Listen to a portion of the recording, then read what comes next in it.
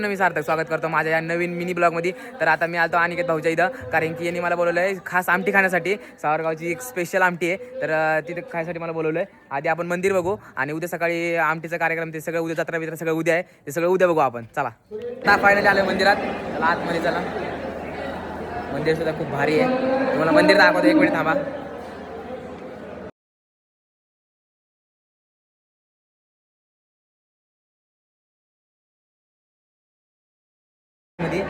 इथं पाया पडू आणि मेन हनुमानाची मूर्ती तुम्हाला दाखवतो. एकदम भारी मूर्ती आहे. हे इकडून जायचं ना, मागून इकडून जायचं ना. चल येथील सावरगाव इथं हनुमानाचं एकदम भारी मंदिर आहे आणि इथं आम्ही आता आज आलोय. तर बघू आता पुढं काय होतंय. चला मध्ये गेल्यानंतर आधी गणपतीची मूर्ती लागते, मग मध्ये हनुमानाची मूर्ती आणि मग हे सगळे देव. तर तुम्ही बघू शकता आज उत्सव आहे ह्या मंदिराचा, त्यामुळं एकदम भारी बिरी सजवलेलं आहे. हे तुम्ही बघू शकता बाहेरून सुद्धा एक नुकता किती भारी मंदिर आहे. आणि आता यानंतर आम्ही जाणार घरी. बघून झालंय आणि आता कुठं जायचं. तुला गाव जात असेल. हां चला आता यांचं सावरगाव जे आहे ते सावरगाव बघू आपण कसं आहे. खूप डोंगराचा भाग आहे इथं. चला बघू. तर आता मंदिरातून पाया पडून फुल दिवसभर दमलोय. आता चाललंय गल्ली बोळ्यातून. चला आता काय घरी जायचंय. इकडची रस्ती बिस्ती डोंगर बिंगर मोकार बेकार आहे.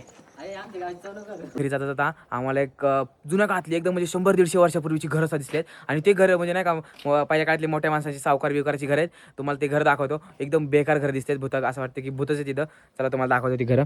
हे बघा इथून असं आतमध्ये यांचा दरवाजा बिरवाजा असेल, हे काय असेल ते किचन विचन.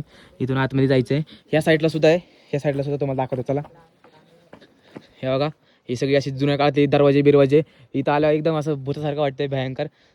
चला आता इथून जाऊ लवकर, भीती वाटते. पहिले सगळे दुकानं बंद झालेत. आज दिवसभर खूप मस्ती केली, आमटी खाल्ली एक नंबर मस्तपैकी. आणि तुम्ही तुम्ही बघितलं असेल की किती मोठे मोठे आमटीचे पातेले बितेले होते. आणि बघा आता हे सगळं आता बंद झालंय.